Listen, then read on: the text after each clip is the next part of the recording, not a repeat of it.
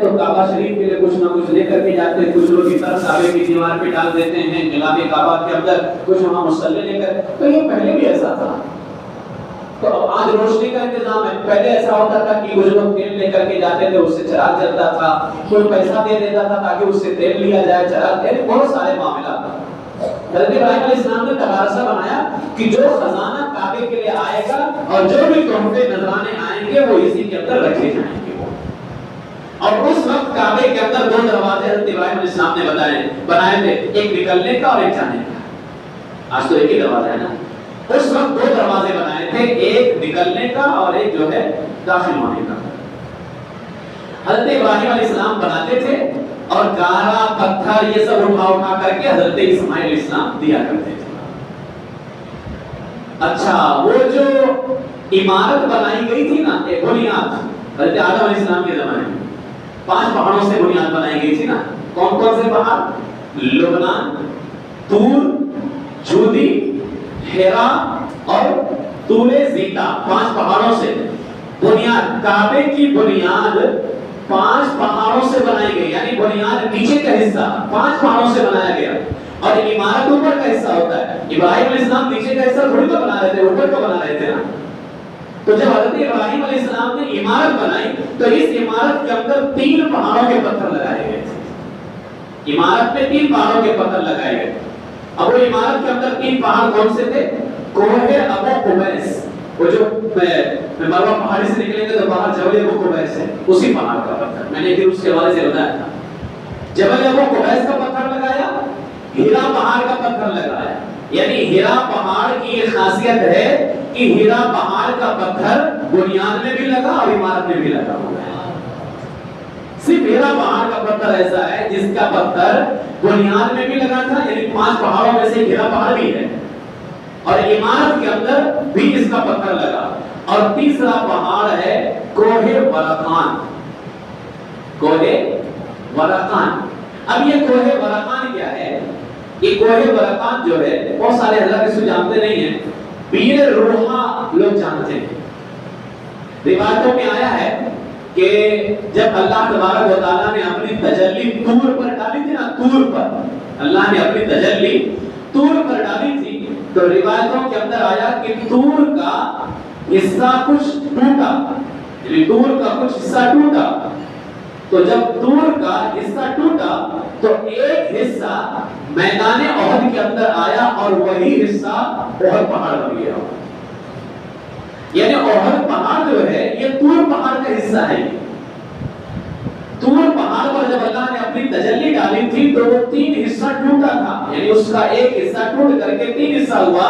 اس کا ایک حصہ احد پہاڑ بنا اور ایک حصہ جبل ورقان بنا, کوہ ورقان, جس کا پتھر جو ہے خانہ کعبہ کی عمارت میں لگ رہا ہے.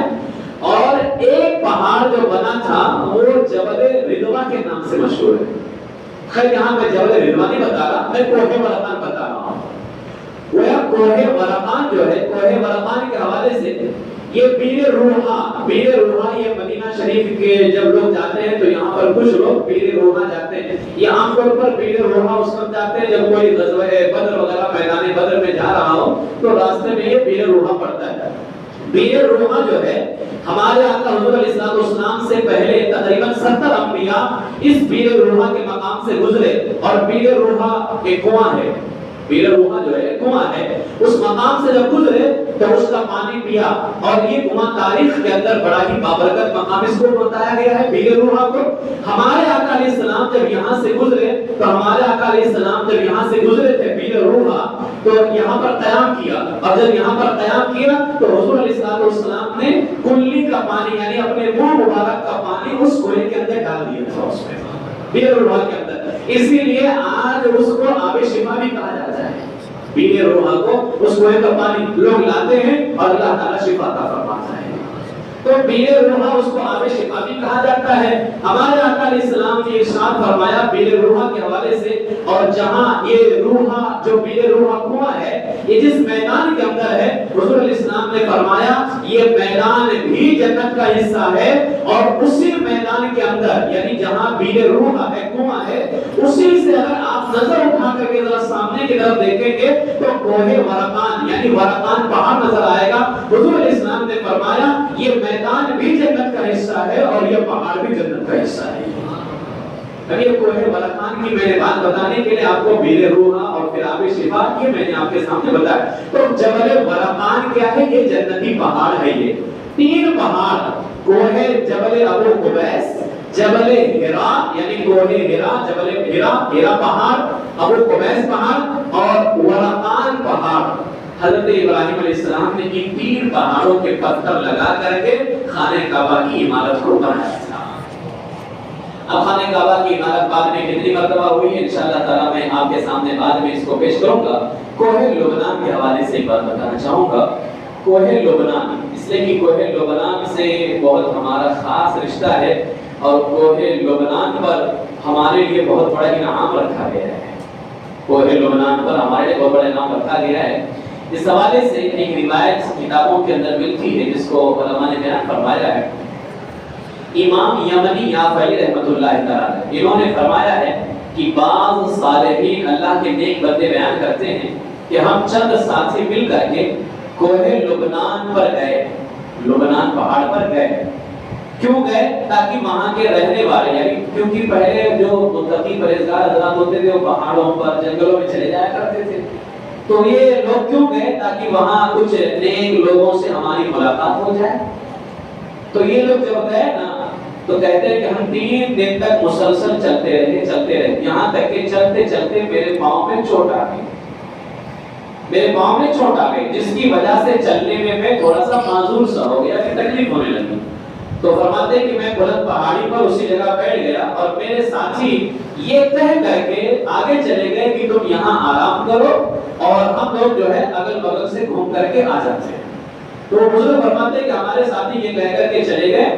اب جب وہ چلے گئے تو میں اکیلا بیٹھا تھا، کہ یہ 3 لوگ تھے، تو ایک تو وہیں بیٹھے رہ گئے، دو لوگ آگے چلے گئے کہ اگل بغل سے ہم گھوم کر کے آتے دیکھتے۔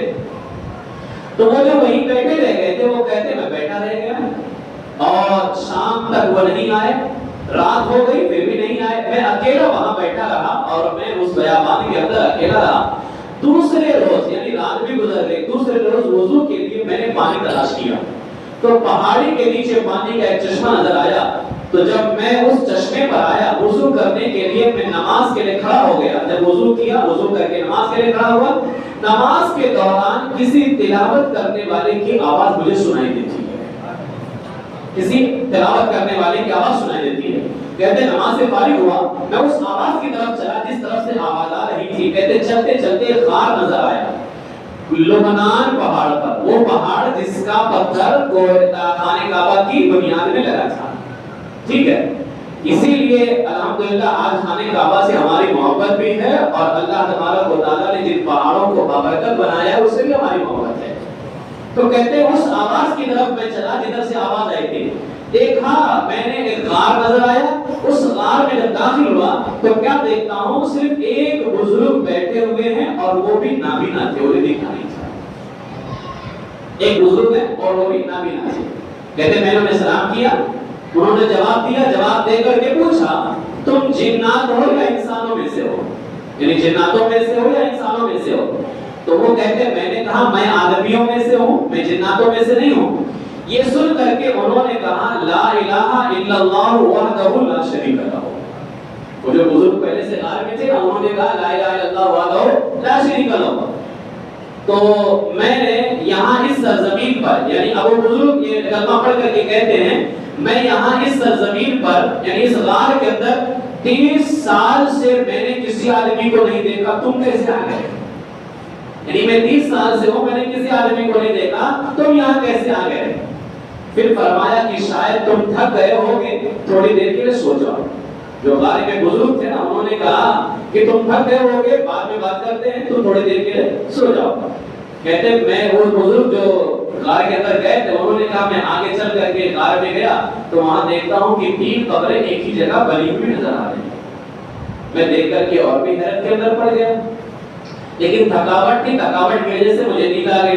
جب ظہر کی نماز کا وقت ہوا تو انہوں نے مجھے آواز دی کہ خدا تم پر رحم کرے، اٹھو نماز کا وقت ہو چکا ہے۔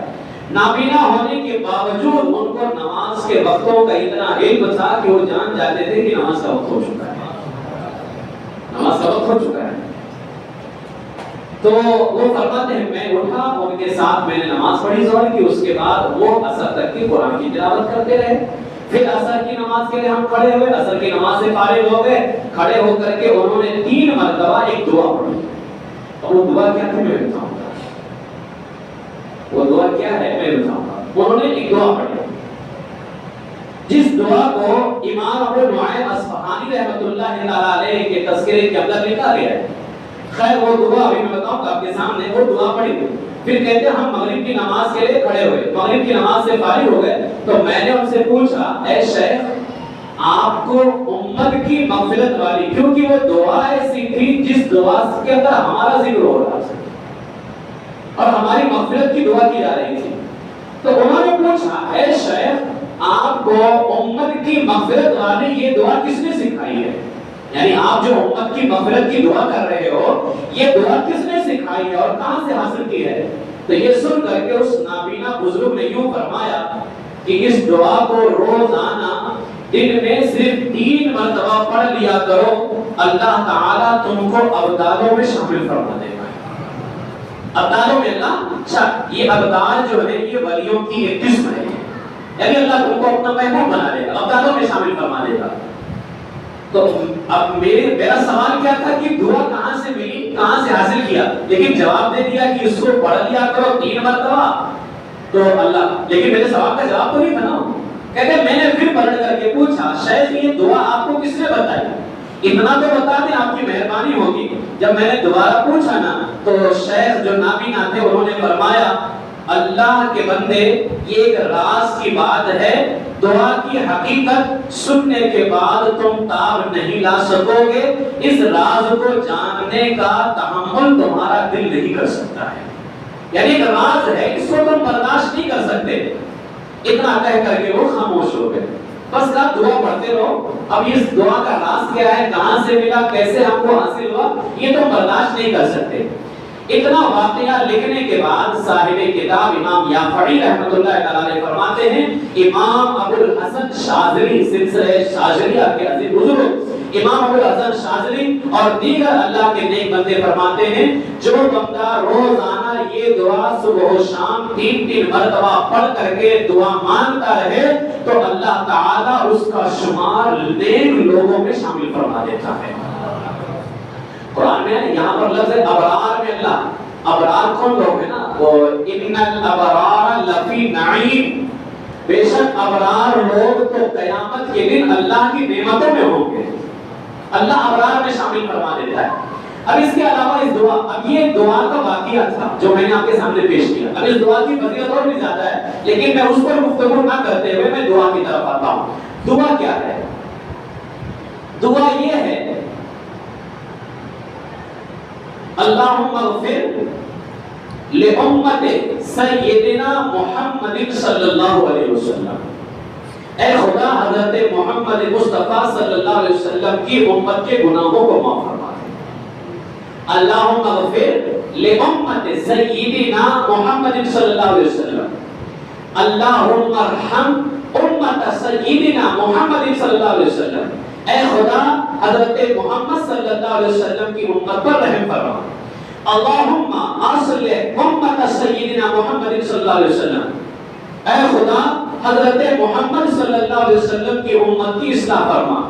اللہم استر امت سیدنا محمد صلی اللہ علیہ وسلم، اے خدا حضرت محمد صلی اللہ علیہ وسلم کی امت کے عیب کی پردہ پوشی فرما اور ان کے گناہوں برائیوں کو چھپا لے اور ان سے درگزر فرما لے۔ اللہم اجبر امت سیدنا محمد صلی اللہ علیہ وسلم، اے خدا حضرت محمد صلی اللہ علیہ وسلم کے امتی کے ٹوٹے ہوئے دلوں کو جوڑ دے۔ پھر فرمایا اللہم فرج عن امت سیدنا محمد صلی اللہ علیہ وسلم، اے خدا حضرت محمد صلی اللہ علیہ وسلم کی امت پر رزق کی برکت عطا فرما اور فقر و فاقہ اور غریبی کو دور فرما دے۔ یہ دعا کی اور اس کے بعد میں فرمایا اللہم انصر الاسلام والمسلمین اللہم اغفر لنا وللمؤمنین والمؤمنات والمسلمین والمسلمات واصلح ذات بینہم والف بین قلوبہم واجعل فی قلوبہم الایمان والحکمہ. یہ دعا ہے. یہ دعا گزارش ہے کہ آپ لوگ جو ہے چاہیے تو لے لیجیے اور اس کو یاد کر لیجیے. بہت اہم دعا ہے. میں بتانا چاہتا تھا کہ کوہ لبنان یہ وہ پہاڑ ہے جس پر ایک بزرگ 30 سال سے عبادت. اب یہ ان کی ملاقات ہوئی تھی تب 30 سال, پھر آج تو کافی سال ہو گئے, کافی سال ہو گئے, اور پھر ان کی ظاہری زندگی کب تک کے رہی یہ بات کی تاریخوں میں نہیں ہے. اگر 30 سال میں پکڑ لیا جائے تو ایک بزرگ 30 سال تک کے کوہ لبنان پر رسول پاک علیہ السلام کی امت جس میں ہمارا اور آپ کا شمار ہوتا ہے, ہمارے لیے اس لبنان پہاڑ پر مغفرت کی دعا, رحمت کی دعا, ہمارے ٹوٹے ہوئے دلوں کو چھوڑنے کی دعا, ہمارے رزق میں برکت کی دعا فرماتے ہیں. اور اس کا جو ہے یہاں پر ذکر آیا, یہ بہت اہم دعا ہے. اس کو جو ہے اس کی فضیلتیں بے شمار ہیں. اللہ تبارک و تعالیٰ کی بارگاہ میں دعا ہے کہ پروردگار عالم اس دعا کی برکتیں عطا فرمائے, اور اللہ تبارک و تعالیٰ ہم سب کو حضور سید عالم صلی اللہ تعالیٰ علیہ وسلم کے مبارک قدموں کہ اللہ ہم سب کو خیرات اور اس کی برکتیں عطا فرمائے. اب انشاءاللہ تبارک و تعالیٰ جو ہے پھر آگے کعبہ شریف کی پھر آگے کتنی مرتبہ اس کی تعمیر ہوئی